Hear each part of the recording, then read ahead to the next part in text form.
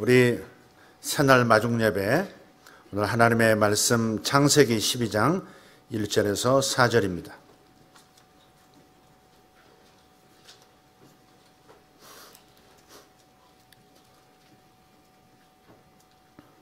같이 봉독하겠습니다. 여호와께서 아브라함에게 이르시되 너는 너희 고향과 친척과 아버지의 집을 떠나 내가 내게 보여줄 땅으로 가라.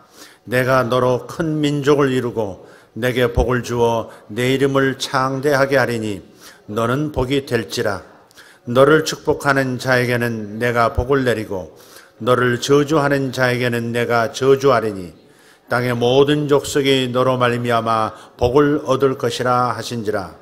이에 아브라함이 여호와의 말씀을 따라갔고 롯도 그와 함께 갔으며 아브라함이 하란을 떠날 때에 75세였더라. 아멘. 오늘 하나님께서는 믿음의 조상 아브라함에게 두 동사, 즉 가라 그리고 되어라 이렇게 하시고 계십니다. 가라 그리고 그곳에서 복이 되어라. 하나님의 뜻과 말씀은 능력이 있기 때문에 아브라함의 인생에 그대로 다 이루어진 줄 믿습니다. 우리 하나님은 기독교 경전 속의 하나님이 아니십니다. 우리 하나님은 역사 속에서 살아계신 하나님이세요. 그래서 아브라함의 역사를, 아브라함의 행보를 통해서 당신이 임마누엘, 함께 해주시는 그 하나님이심을 보여주신 겁니다. 모세를 통해서, 요셉을 통해서, 바울을 통해서, 수많은 하나님의 영웅들을 통해서 기록된 말씀 가운데 당신께서는 위에서 내려다보시는 하나님만이 아니라 내려오셔서 함께 동행하시고 함께 역사를 불러 세상을 바꾸시는 주역이심을 보이시는 겁니다. 그래서 올해의 표어는 가서 복이 되라입니다. 한번 같이 해볼까요? 가서 복이 되라. 가서 복이 되라. 옆에 분에게 가서 복이 되라. 아멘. 아멘. 여러분은 어느 곳으로 나아가든 가서 복이 되셔야 합니다. 아브라함은 가나안으로 가서 이스라엘의 복이 되었고 그리고 세상 열방의 복이 되었습니다. 요셉은 결국 아버지의 복이 되었고 형제의 복이 되었고 애굽의 복이 되었습니다. 룻은 시어머니의 복이 되었고 남편 보아스의 복이 되었고 다윗 가문의 복이 되었습니다. 바울은 가는 곳마다 복이 된 대표적인 인물입니다. 이방인의 복이 되었고 에베소의 복이 되었고 빌립보와 골로새의 복이 되었고 열방의 복이 되었고 그리고 저에게도 복이 되었습니다. 우리도 가서 복이 되어야 할 줄 믿습니다. 가서 남의 괴로움이 되지 말고 가서 부담이 되지 말고 가서 어지러움이 되지 말고 가서 미움이 되지 말고 아무도 아멘이 없는데 그렇게 사십니다. 가서 무조건 복이 되시기를 축원합니다. 가서 복이 되는 2019년 이 귀한 날을, 이 새날을 여는 이 시간, 그렇다면 나는 무엇을 먼저 준비해야 할까? 무엇을 하든 준비라는 것은 작든 크든 있어야 하는 건데 우리는 무엇을 준비해야 될까? 오늘 그것을 한번 마음에 새기고 돌아가시기를 바랍니다. 첫째는 미리 감사라는 겁니다. 미리 감사 한번 해봅시다. 미리 감사. 어떤 식당 갔더니 미리네라는 식당이 있더라고요. 그 이름이 참 재미있다 그랬는데 광화문에 있었어요. 미리네. 지금 있는지 없는지 모르겠어요. 돈을 미리 내더라고요. 주문 받으면서 돈부터 내더라고요. 그러니까 많은 사람이 오고 가니까 돈 이렇게 그냥 이렇게 빠지는 경우도 있나 보죠. 돈을 미리 내게 하더라고요. 그날을 감사로 마무리하는 것 아름답고 중요하죠. 또 한 달을, 한 주를 더 나아가서 지난 1년에 대한 감사로 그 끝을 잘 맺는다 하는 것은 참 좋은 자세입니다. 우리가 감사가 끼치는 그 영향력, 효력을 한번 생각한다면 끝나는 시점보다는 오히려 시작할 때 미리부터 감사하는 것이 더 낫지 않겠는가 하는 겁니다. 효용성을 한번 생각해 봅니다. 그래서 저는 이렇게 해봅니다. 오늘 하루 동안 일어날 일들에 대해서 새벽에 혹은 아침에 미리 감사하는 겁니다. 아니, 깨어나면서 곧바로 침대에서 하는 겁니다. 아침에 이 감사 의식, 감사 예배라고 할 수 있겠습니다. 깨어나자마자 5분 정도 시간이면 충분합니다. 길지 않습니다. 그러니까 여러분 한번 담아보세요. 5분이면 충분해요. 먼저는 하나님께 의식이 돌아오면서 깨어나면서 감사를 드리십시오. 아, 새날이 되었구나. 감사합니다. 그 건너방에 사랑하는 가족의 얼굴을 다시 볼 수 있게 된 것을 감사하십시오. 요즘은 아내가 자꾸 그럽니다. 같이 자야 할 텐데, 같이 자야 할 텐데. 간밤에 서로 무슨 일이 있을지 모르는 나이가 되어가고 있기 때문에 염려해서 아마 그러는 발언은 같습니다만은 어쨌든 다시 사랑하는 가족의 얼굴을 볼 수 있는 새날이 밝았어요. 그래서 감사합니다. 오전과 오후로 시간을 앞질러 가셔서 일하시는 그 하나님을 감사하면 신이 납니다. 신명기 1장 33절에 그렇게 말씀하셨잖아요. 그는 너희보다 먼저 그 길을 가시며 아멘. 장막 칠 곳을 찾으시고 밤에는 불로 낮에는 구름으로 너희가 갈 길을 지시하신 자신이라. 하나님은 항상 먼저 가셔서 내가 가야 할 길을 먼저 가셔서 먼저 준비하시고 그 방향으로 나를 부르시는 거예요. 그래서 그걸 감사해야 돼요. 하나님, 이분이 제 이야기를 경청하고 도움을 주도록 역사하고 계시니 감사합니다. 먼저 오늘 만날 사람의 얼굴을 떠올리면서 하는 겁니다. 무언가가 일어날 것 같은 마음으로 꽉 차오르는 것을 경험하시게 될 겁니다. 자, 그런 다음 그날 하루 일정을 머릿속에 떠올리고 만나야 하는 사람들의 얼굴을 빠르게 그려가는 겁니다. 그리고 전개될 상황과 성과에 대해서 미리 감사하십시오. 그들이 함께 환하게 마무리를 하는 모습을 그리면서 같이 웃어주고 또 말해주는 겁니다. 지금 누워서 지금 상상 속에서 마음속에서 일어나는 일입니다. 아, 이렇게 말해주는 거예요. 훌륭한 아이들을 제게 가져오셔서 감사합니다. 오늘도 제 설교를 들어주셔서 감사합니다. 진지하게 들어주신 거 정말 고맙습니다. 제 강의 잘 들어준 학생 여러분 감사합니다. 오늘 바쁘신 일정에도 불구하고 시간을 내주셔서 감사합니다. 오늘 집사님의 귀한 사랑 확인할 수 있게 해주셔서 감사합니다. 이렇게 웅얼거리며 땡큐 하는 겁니다.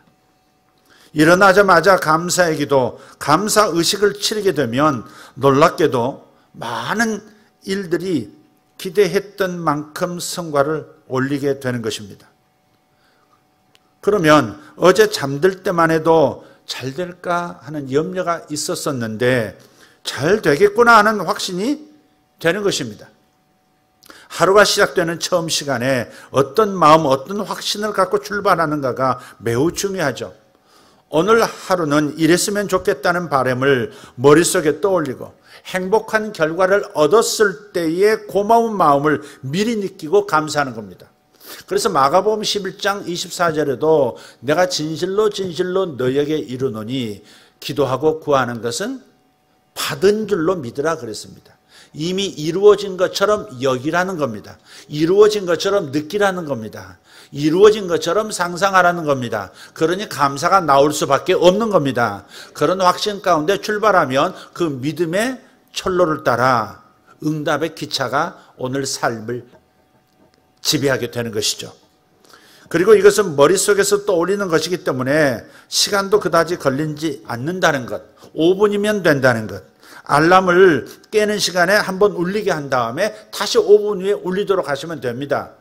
2번 울리도록 5분 상간에 울리도록 하시면 그 5분 동안에 침대에 누워서 맨 먼저 감사를, 맨 먼저 확신으로 채우는 겁니다. 미리 먼저 가셔서 일하시는 하나님과 함께 그 결과물을 이 수학처럼 나누고 일어서면 하루가 꽉 찬 느낌이 벌써 시작되는 것이죠. 5라고 하는 숫자는 은혜의 숫자이니까 이 짧은 5분이 지난번 말씀드렸던 증대의 법칙에 따라서 하루 전체를 복되게 하는 거예요. 가서 복이 되려면 내 자신이 먼저 복의 마음, 복의 영으로 충만해야 할 줄 믿습니다. 한번 따라해 보십시다. 일어날 일에 대해 미리 감사하면 결과가 훨씬 좋다. 아니, 리드미컬하게 훨씬 좋다 이렇게 하셔야죠. 다시 한번, 일어날 일에 대해 미리 감사하면 결과가 훨씬 좋다. 아멘. 마찬가지로 새해가 밝았으니까 우리는 또한 1년을 오늘 미리 감사 예배로 드리는 겁니다. 지나간 1년을 하나님 앞에 마무리하는 것 아름답고 중요한 영적 의식이 됩니다마는, 그러나 우리가 다가오는 1년을 미리 내다보면서 감사할 수 있는 것은 하나님을 더욱 기쁘시게 하는 것이고 자신의 축복을 배가시키는 결과를 가져오게 되는 것입니다. 그래서 첫날 예배로 시작한 여러분, 복받은 분들입니다. 그래서 오늘 이 신년 감사 예배라고 하는 거예요. 사날마중 예배라고 했지만 사실은 신년 감사 예배인 거예요. 미리 감사하는 겁니다. 1년이 시작되는 이 첫날, 첫 주간에 어떤 마음을 갖는가 매우 중요하다. 하루의 첫 시간이 하루 전체를 이끌어가듯이 한 해의 첫 시간 또한 한 해의 컨디션 전체를 결정할 수 있다는 사실에 확신을 가지십시오. 그러니 이 첫 시간들을 감사로 채워나가고 오늘 종일 채우시고 한 주간을 채우시고 또 한 달로 나아가는 겁니다. 그래서 2019년을 복이 가득한 해로 만드십시다. 복이 가득한 우리들이 믿음으로 감사함으로 나갈 때에 우리가 세상에 복이 되는 것도 보장되는 것입니다. 우리는 가서 복이 되어야 할 텐데 내가 먼저 복이 임해야 하는 것이고, 그 복덩어리인 내가 가서 다른 사람에게 복을 거룩한 전염으로 나타내는 것이죠. 하경삼 아시죠? 하나님을 경험하는 삶의 약자입니다. 우리 간증들도 들어보셨겠지만 성경 공부를 수차례 해보니까 그 효과가 적지가 않습니다. 그러나 저는 한편 좀 부담스러운 면이 있었어요. 왜냐하면 12주를 진행해야 합니다. 인포메이션 하는 그 시간까지 포함하면 13주, 그러니까 석 달을 넘게 진행을 해야 마칠 수 있는 코스입니다. 한 주도 빠져서는 안 되는 거거든요.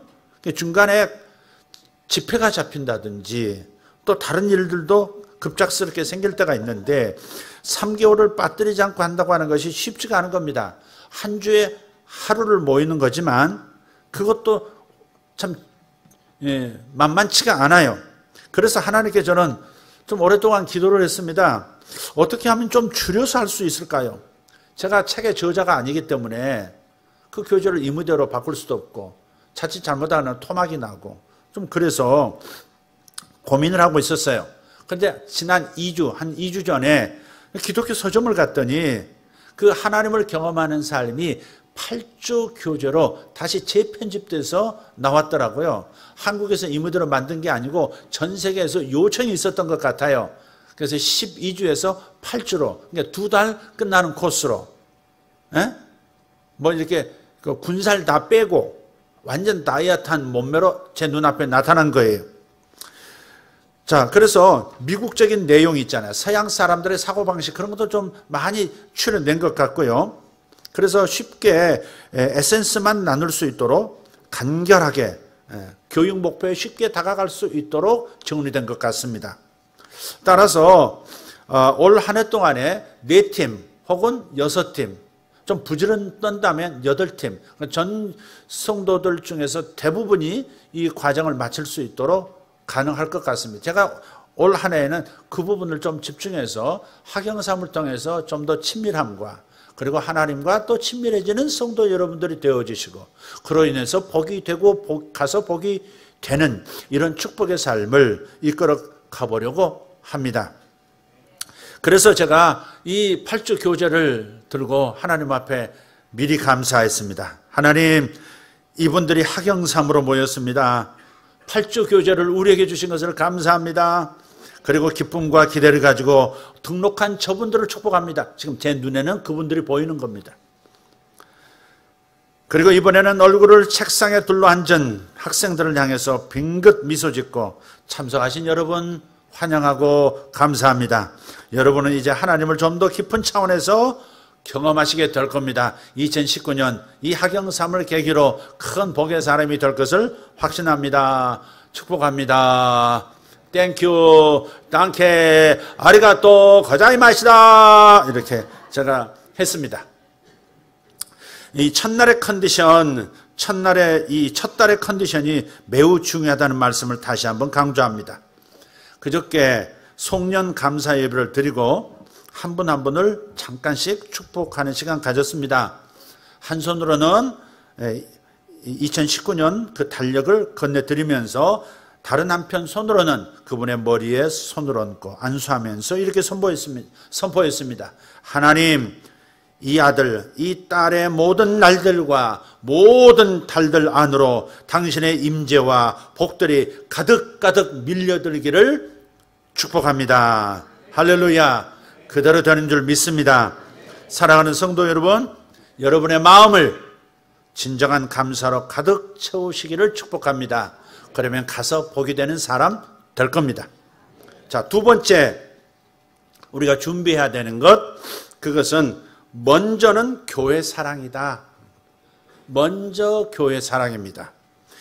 우리는 주의 말씀처럼 가서 복이 되어야 하는데 세상에서 복이 되는 것 매우 중요하지만 더 중요할 수 있는 선행되어야 하는 것은 주님의 몸된 교회에서 복이 되는 것이라 믿습니다. 사도 바울도 이웃을 사랑하고 돕더라도 세상 사람들보다 먼저 형제들에게 하라고 그렇게 말씀을 했습니다. 교회 사랑이 먼저고 교회에 복이 되는 것이 먼저입니다. 무엇이든 순서가 있어요. 뒤에 것을 앞으로 가져다 놓으면 안 됩니다.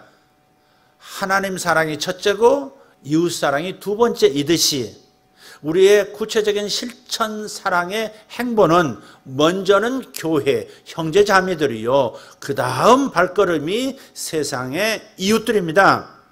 그래서 하나님을 사랑하고 교회를 사랑하는 이들이 먼저 존중받는 것은 마땅한 일이라고 믿습니다.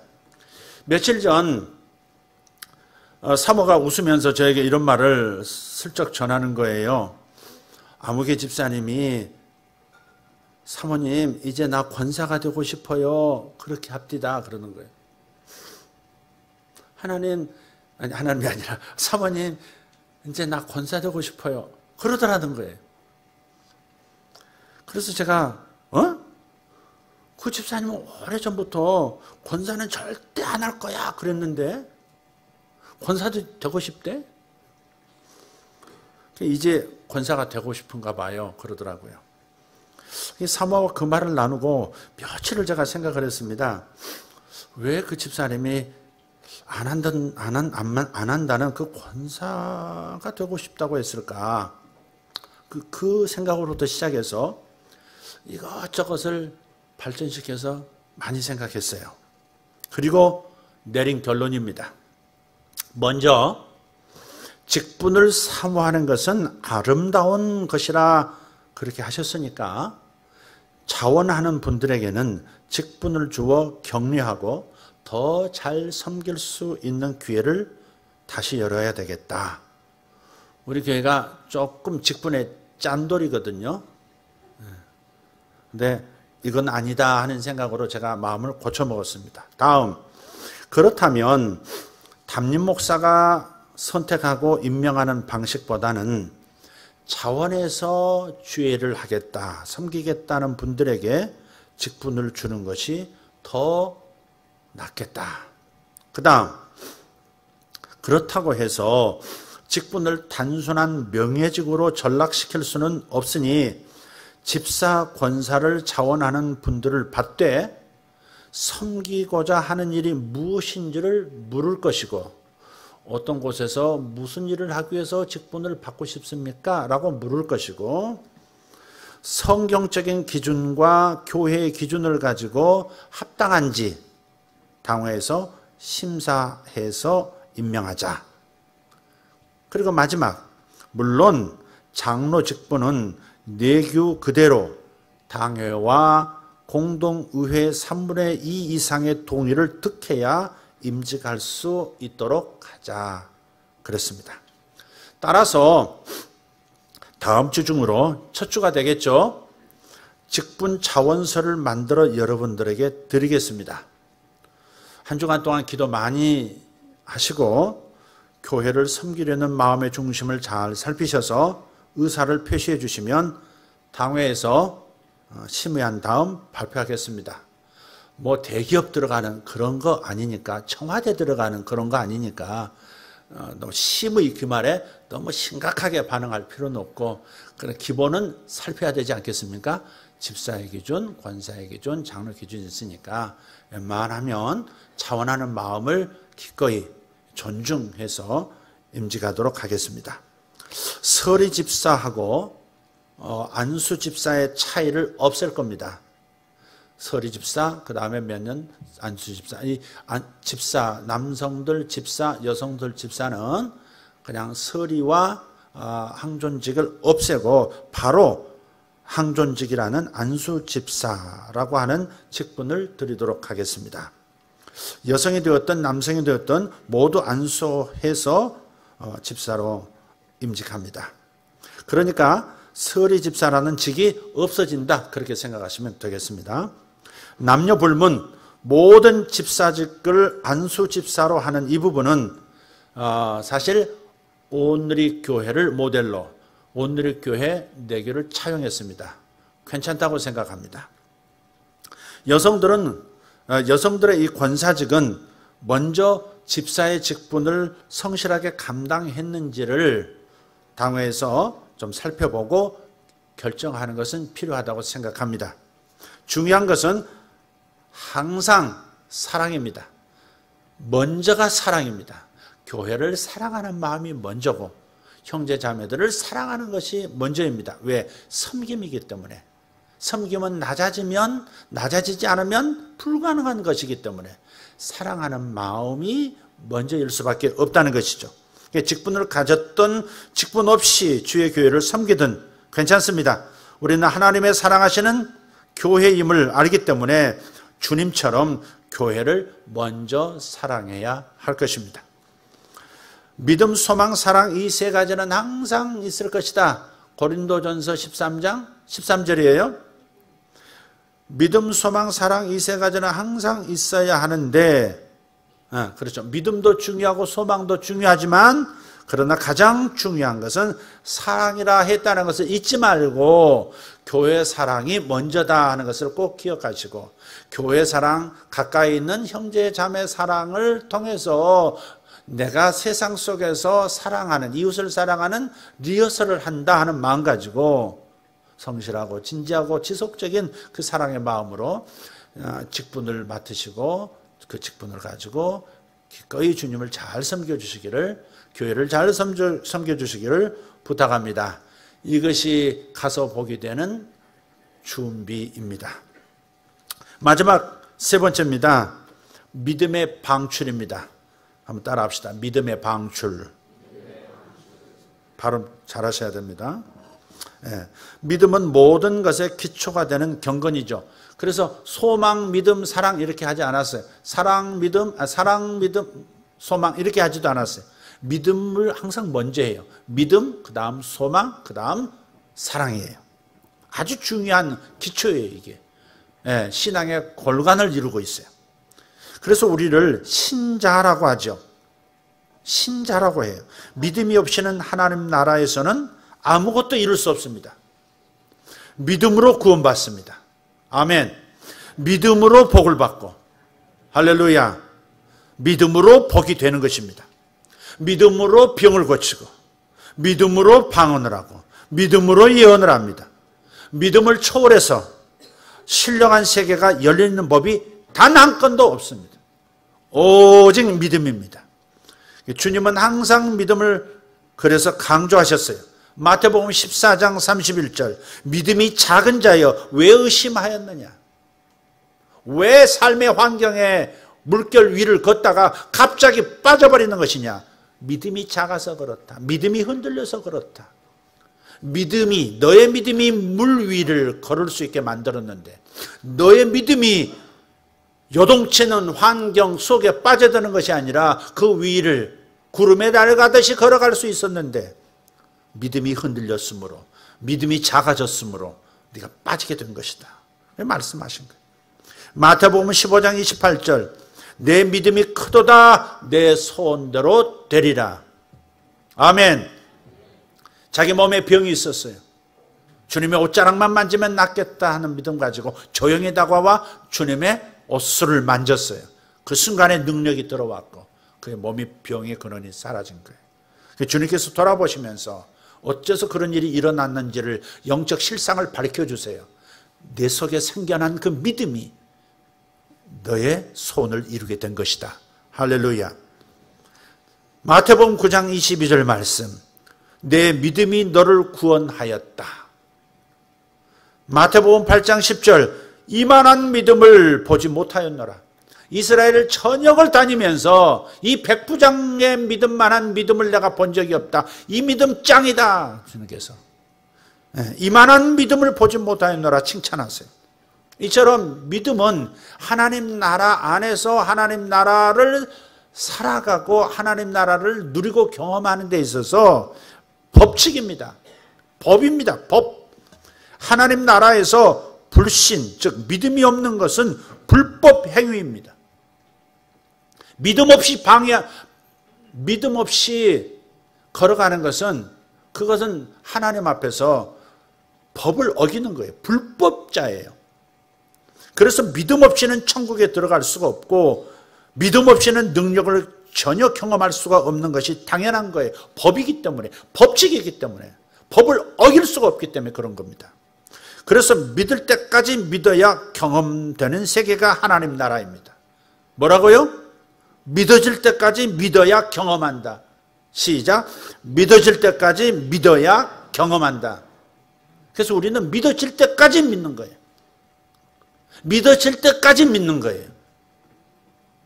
믿으려고 노력하는 것으로 시작해서 믿음이 완전히 세팅이 돼요. 그때 기적이 일어나고 그때 돌파가 일어나고 그때 문이 열리는 거예요. 그래서 믿어질 때까지 믿으리라 결심하셔야 돼요. 믿어질 때까지 믿으리라. 반복하는 것은 따라 해달라 그 말입니다. 믿어질 때까지 믿으리라. 주먹을 불끈 쥐면서 믿어질 때까지 믿으리라. 법이기 때문에 그래요. 법이기 때문에 그래요. 하나님께서 믿음으로라는 법을 세우셨는데 안 믿으면 하나님 입장에서는 불법이 되는 거예요. 어떤 감정을 말하는 게 아니에요. 우리는 믿습니다면서 감정, 그것도 괜찮아요. 안 믿어지니까 믿으려고 노력하는 거 괜찮아요. 그렇게 출발해서 결국 조용한 그러나 단호한 믿음이 마음에 장착이 되죠. 예. 그러나 우리가 감정을 불러일으키자는 말이 아니고 그것은 법이라는 것을 이해하자 이 말이에요. 법칙이라는 걸 이해하자. 믿음 없이는 그 어떤 신령한 세계, 그 어떤 초월적 경험은 할 수가 없는 것이다. 앞에서 믿음, 소망, 사랑이 나왔으니까 연관해서 2019년의 숫자에 대한 이해를 살펴보겠습니다. 이 믿음이란 단어와 연결이 되거든요. 지난 시간에 잠깐 말씀을 드렸습니다. 2019라고 하는 이 숫자, 하나님은 수학의 하나님이세요. 하나님은 물리학의 하나님이시면서 시인의 하나님이시면서 또 수학의 하나님이세요. 동의하시면 아멘 합시다. 네. 하나님은 수학의 하나님이세요. 그래서 하나님과 우리의 관계를 다양한 방식으로 우리에게 계시해 주시지만 특히 숫자로 나타나실 때가 많습니다. 성경은 일정하게 숫자를 사용합니다. 숫자들에는 하나님의 계시가 담겨 있기 때문에 그냥 왔다 갔다 하지 않습니다. 일관성이 있습니다. 숫자를 예언적으로 풀고 받아들이는 것은 그래서 자연스러운 것이고 합리적인 거예요. 예를 들어 봅시다. 성경에 300이라는 숫자가 나와요. 300. 이것은 구원을 위한 하나님의 선택을 말해요. 구원을 위한 인간의 선택이 아니라 우리의 구원을 위해서 영혼 구원을 포함한 모든 삶의 영역의 구원을 말해요. 구원을 위한 하나님의 선택, 이것을 나타낼 때 이 300이라는 숫자를 사용하세요. 그러니까 인류의 재창조, 인류가 죄로 인해서 다 멸망당할 때 다시 한 가족을 불러서 그들을 통해서 새 창조, 재창조를 위한 일을 시작하세요. 그래서 그때 만들어진, 하나님 명령에서 만들어진 것이 방주입니다. 이 구원의 방주를 잘 살펴보시면 그 방주의 높이가 얼마인 줄 아십니까? 고개를 돌려요. 그리고 날 봐요. 방주의 높이가 창세기 올 첫날 읽으시길 바랍니다. 50규빗 아니고 30규빗. 폭이 50규빗. 자, 길이가 몇 규빗일까? 아시는 분? 300이라고 말을 해드렸는데 300규빗입니다. 네. 그래서 정확히 구원의 방주의 길이가 300규빗이에요. 300규빗이라고 300규빗으로 지으라고 말씀하시면은 의도가 분명히 있는 겁니다. 305도 아니고 350도 아니고 250도 아니에요. 꼭 300으로 300규빗으로 지어라라고 말씀하셨어요. 이것은 그때 당시 노아와 그때 구출해야 할 수많은 생명들만을 위한 크기가 아니에요. 그것을 첫 번째로 해서 그 다음에도 하나님의 어떤 계시를 그 숫자 속에 담아내기 위한 하나님의 전략적 선택입니다. 다시 예를 들어볼게요. 이 300, 이스라엘을 미디안으로부터 구원하실 때 동원된 군사의 숫자는 더도 덜도 아닌 300명이었습니다. 많은 사람이 모였어요. 수만 명이 모였는데 다 아웃시켰어요, 주님께서. 그리고 또 2차로 또 물 마시는 포즈를 보면서 또 아웃시켰어요. 딱 남은 숫자가 300명인 거예요. 그래서 기드온의 300용사라는 겁니다. 300명 가지고 13만 명이 넘는 연합군을 대파해서 완전 박살냈어요. 300이 13만 명을 이긴다는 건 불가능한 겁니다. 그죠? 그런데 이것은 300이라는 그 숫자는 뭘 말해요? 이스라엘을 구원하기 위한 하나님의 전략적 숫자, 하나님의 선택의 숫자다 하는 겁니다. 그러니까 300명이 구출한 게 아니고 사실은 하나님이 하신 거지만 300이라고 하는 이 숫자를 동역자로 삼아서 하신 것이죠. 어쨌든 구약이나 신약이나 일관성 있게 1000년, 2000년, 3000년이 흐르지만 일관성 있게 300이라는 숫자는 구원을 위한 하나님의 선택이라는 계시를 담아내고 있다. 자, 한 가지 예를 더 들게요. 성경에서 8이라는 숫자의 예언적인 의미는 새 창조 혹은 재창조, 다시 출발 이것을 의미합니다. 방주에 들어가서 살아남은 노아 가족이 몇입니까? 새 창조, 인류의 새 출발을 위해서 구출받은 사람이 몇 명이에요? 8명이죠. 노아 부부, 세 아들, 세 며느리. 그래서 전부 8명입니다. 다분히 의도적인 숫자인 것입니다. 그래서 8이라는 숫자는 재창조, 새로운 창조, 그리고 새로운 출발, 다시 출발, 이런 뜻이에요. 여러분에게 자꾸 8888이 보이시거든. 오늘 운전하고 가시는데 88 번호판이 보이거든. 와 하시면 됩니다. 하나님의 재창조가 내게 시작되었구나. 여러분 그런 경험 없으신가요? 시계를 딱 열었는데 33 이렇게 3회 33 뭐 이럴 때 없으세요? 볼 때마다 전 숫자가 일치돼서 나옵니다. 요즘은 숫자가 꼭 정확하게 꼭 그럴 때 들여다보게 돼 있더라고요. 꼭 지금 필요한 어떤 의미를 담은 숫자가 보이더라고요. 길을 가면서도 TV 뉴스에서도 갑자기 그 숫자가 튀어나오는 겁니다. 꼭 그때 TV를 틀어요 또. 자, 그래서 이 구약에 주님께서 방주를 지으셔서 그 안에 들어가게 하셔서 새로운 인류가 출발할 수 있도록 한 숫자가 8이라는 숫자다. 그럼 신약에 와서는 어떻게 사용하는가? 예수 믿고 새로운 구원받은 하나님 나라 종족이 된 우리 하나님의 자녀들, 이 하나님의 신적 성품을 가진 존재를 말씀하실 때 동일한 숫자를 사용하세요. 그러니까 하나님의 가족으로 구별된 이 재창조된 인류의 성품을 말할 때 죄에서 끄집어내서 재창조한 사람들의 인격에 있어야 할 성품은 8가지라는 겁니다. 보통 성령의 열매 9가지 있죠. 그런데 9으로 사용하지 않아요. 베드로 후서 1장 5절에서 7절 말씀을 보면 제가 읽어드릴게요. 그러므로 너희가 더욱 힘써 너희 믿음의 덕을, 덕의 지식을, 지식의 절제를, 절제의 인내를, 인내의 경건을, 경건의 형제우애를, 형제우애의 사랑을 더하라 그랬어요. 뭐로 시작해서 뭐로 마치고 있나요 지금? 출발은 믿음이고 마지막은 사랑이에요. 그러니까 베드로 후서 이 1장 5절 이하에 나온 이 말씀 전으로 보면 신의 성품이란 표현이 나와요. 하나님의 성품을 새롭게 이식받은 새로운 종류의 인류, 그게 하나님의 자녀, 신자예요. 그러니까 믿음의 기초가 되어 자라기 시작하고 결국 사랑으로 영혼을 완성시키는 신앙 성장 구조입니다. 이게 신앙의 집은 이런 단계로 지어져 가는 겁니다. 믿음으로 구원의 은혜를 누리고 그 은혜를 마태복음 25장에 나오는 그 지극히 작은 자를 사랑하는 것으로 완성시켜 나가는 과정이 신앙의 여정입니다. 그래서 우리는 절대 믿음만 주장하면 안 돼요. 그 믿음은 사랑으로 증명이 돼야 해요.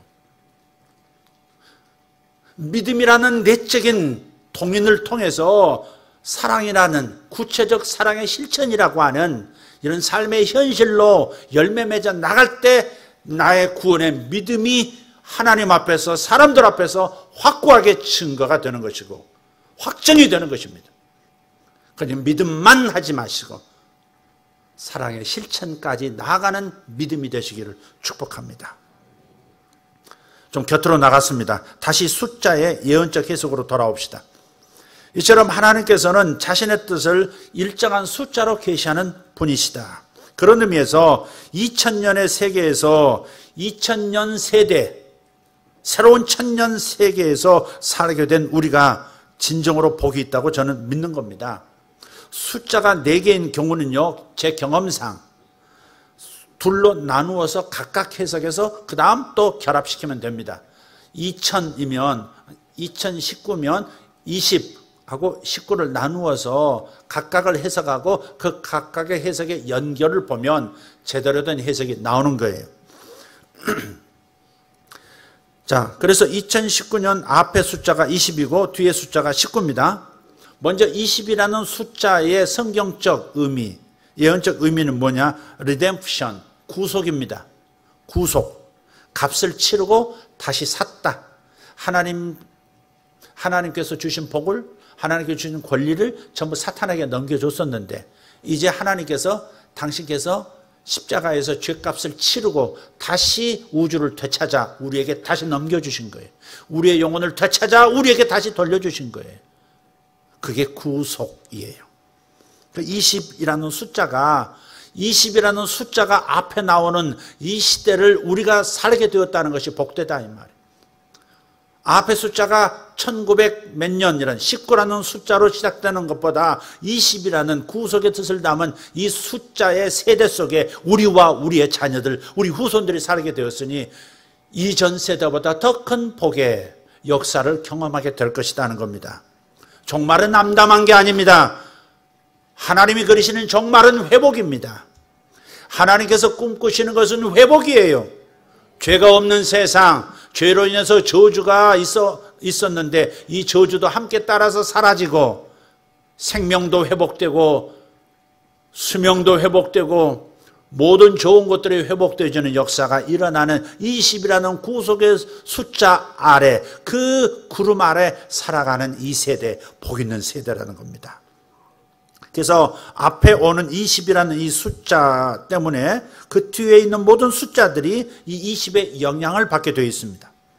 다른 말로 표현하면 2000년대는 하나님의 구속이 완성되는 세대가 되는 것입니다. 그래서 이 2000년대에 주님은 반드시 재림하실 것입니다. 하나님께서 모든 것들을 이제 완전히 구속, 즉 회복시키시는, 만유를 회복시키시는 계절로 접어들었기 때문에 이 시대로 접어든 우리 실제적인 복의 주인공이 될 거예요.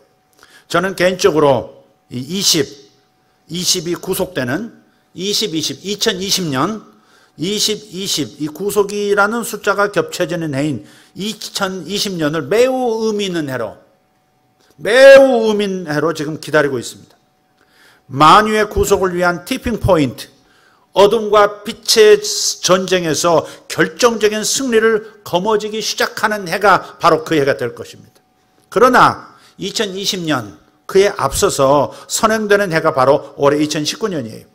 그래서 지난 해죠. 2018년. 이 18이라는 숫자가 기분 나빠요.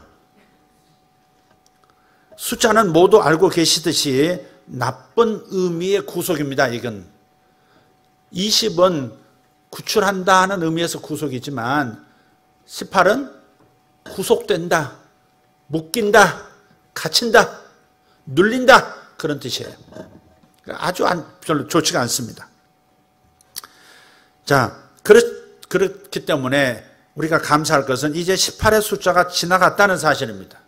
다시 말씀을 한번 드리지만 18년까지 여러분이 묶인 분들이 많을 겁니다. 18년도에 와서 이상하게 갑자기 묶여버린 부분들이 있어요. 재정이 되었던 뭐가 되었던 갑자기 묶여버리고, 관계도 묶여버리고, 마음도 묶여버리고, 이상하게 옴싹달싹 못하고, 도무지 앞이 안 보이고 살 길이 안 보이는 것 같은 그런 묶임의 경험들을 모두들 하세요. 우리 성도들만이 아니고 대부분이. 그런데 왜 그런지를 모르는 거예요. 하나님은 숫자의 하나님이라는 걸 꼭 기억하셔야 돼요.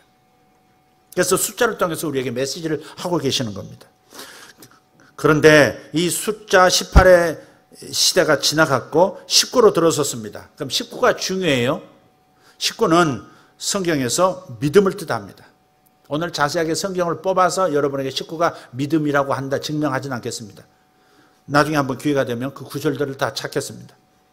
자, 18이라는 그 구속, 포로됨, 갇힘에서 20, 즉 구속, 회복됨, 그분이 취하신 바가 됨으로 나아가는 데 있어서 반드시 중간에 19, 믿음을 필요로 하는 해가 되는 거예요. 따라서 저나 여러분, 우리 모두는 올해가 믿음을 크게 발휘하게 되는 해가 될 것입니다.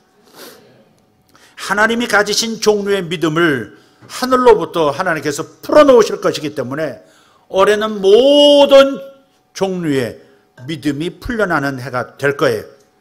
기적을 경험하기 위한 믿음들이 풀려날 겁니다. 병 고침을 위한 믿음들이 풀려날 것이고, 풍성한 응답으로 이끌어내는 믿음, 은사들을 취하는 믿음들이 풀려나는 해가 될 것입니다. 특별히 믿음의 은사가 성도들에게 풀려질 것입니다. 19는 믿음을 뜻합니다. 그래서 이상스럽게 여러분이 믿음 하는 것이 징조가 연말부터 있었을 겁니다. 누구에서 어떻게 봤냐면, 장로님이 가끔 식사하실 때 정장로님이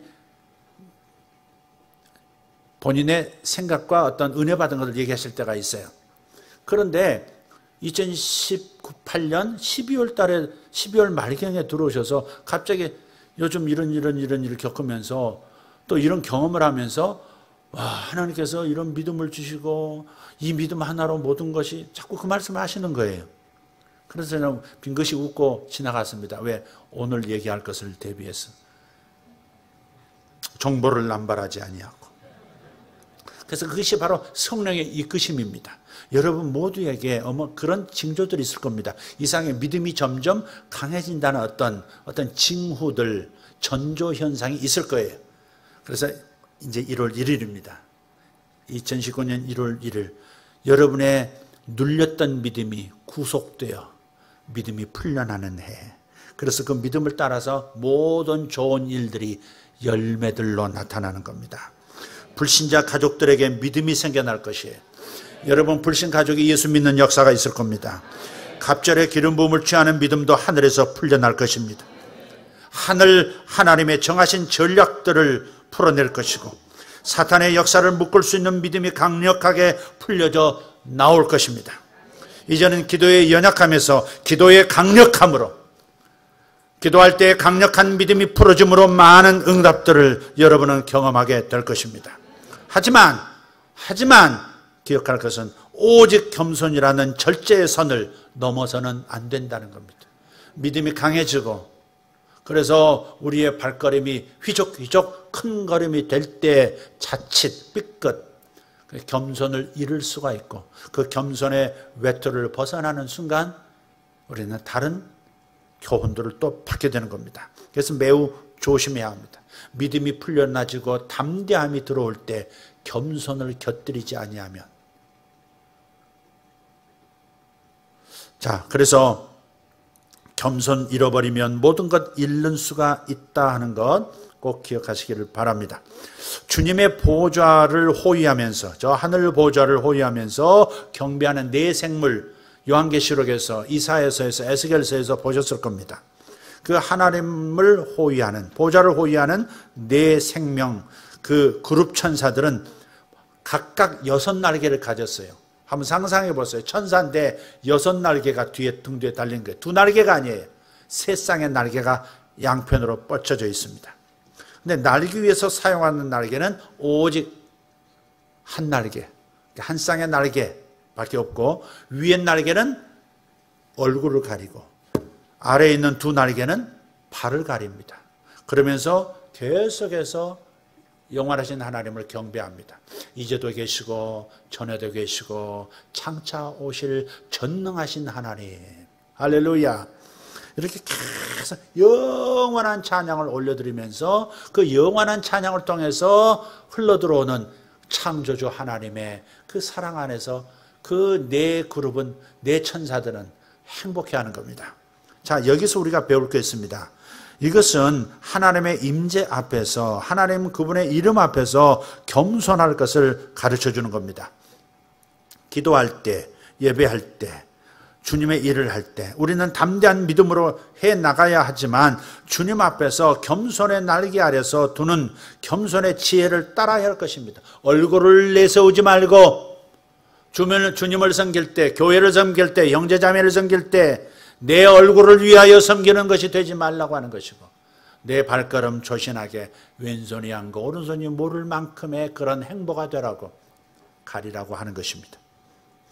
기도를 비롯해서 모든 섬김의 행위 또한 결코 자신을 드러내고 어필하는 용도로 사용되어서는 안 될 것입니다.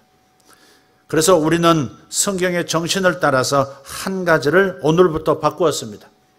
우리는 대표 기도할 때 앞에 올라와서 회중을 향해서 서서 기도하는 그런 전통적 예전을 사용했습니다. 대부분의 교회들이 그렇게 하고 있습니다. 하지만 이런 자세는 기도의 방향과 위치를 잃어버린 예전 구조라는 것을 제가 깨달았습니다. 우리의 자세는 우리의 마음에 영향을 반드시 끼치게 되어 있습니다. 그릇은 담겨있는 물질의 모양을 바꾸듯이, 결정하듯이 우리의 자세, 우리의 행동은 반드시 마음에 영향을 끼칩니다. 무릎을 꿇는 것과 꿇지 않는 것의 차이가 분명히 있습니다.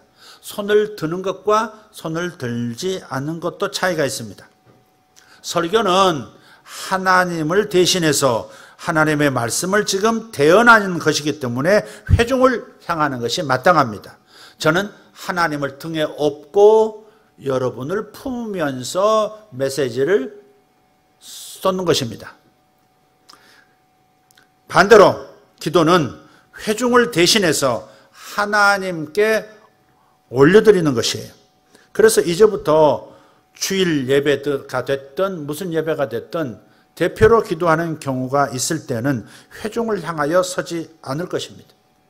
대표 기도자는 회중의 마음을 등에 지고 저들의 모든 무거운 짐을 자신의 등에 지고 저들을 대신해서 함께 모아 하나님 앞에 올려드린다는 마음으로 십자가가 있는 방향으로 서서 기도를 하겠습니다. 그래서 오늘 정장로님께서 저 아래서 이 방향을, 십자가가 있는 방향을 해서 기도를 올린 겁니다. 이 기도의 모델은 별내라고 하는 도시가 이 외곽순환도로를 따라가다 보면 있습니다. 의정부 가기 전에, 태릉 빠지기 전에 별내라는 곳이 있어요. 그렇게 별난 교회가 하나 있어요. 합동 측 하여성 교회가 있는데요. 이 하여성 교회 예전을 지금 모델로 했습니다. 친구 목사님인데 개척교회 때부터 대표 기도는 그렇게 하고 있답니다. 기도하면서 생각해 보니까 크게 옳은 거예요.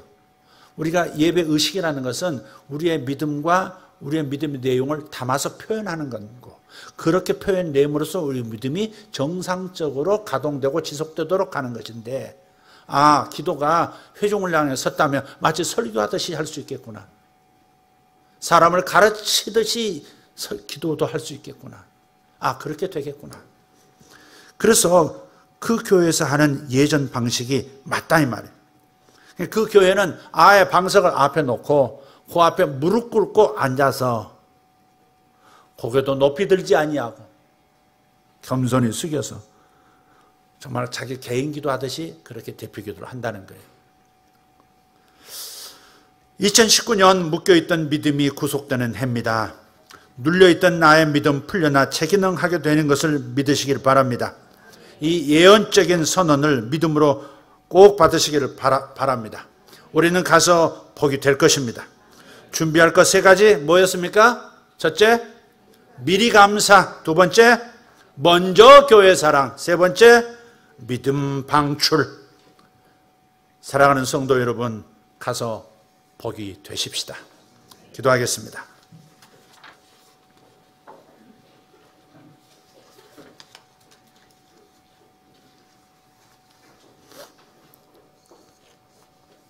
하나님 감사합니다. 감사합니다. 올해 믿음의 분량이 크게 더해지는 해가 되리라 약속해 주시니 감사합니다. 또한 그 믿음의 크기만큼 사랑의 손끝이 더 넓게 펼쳐지는 아름다운 모습도 미리 보고 감사를 드립니다. 우리 사랑하는 성도들, 믿음에 있어서 크게 도약하는 모습을 기대하고 그것을 통해서 저들이 살아내는 모든 삶의 현장 속에서 주님의 보내시는 지극히 작은 자들을 겸허하게 섬기는 모습들 그려봅니다. 주님, 2019년 가서 복이 되라는 이 말씀은 그대로 다 이루어질 줄 믿습니다. 주님께 미리 감사드리며 영광을 올려드립니다. 우리 주 예수님 이름으로 감사하며 기도하옵나이다. 아멘. 아멘.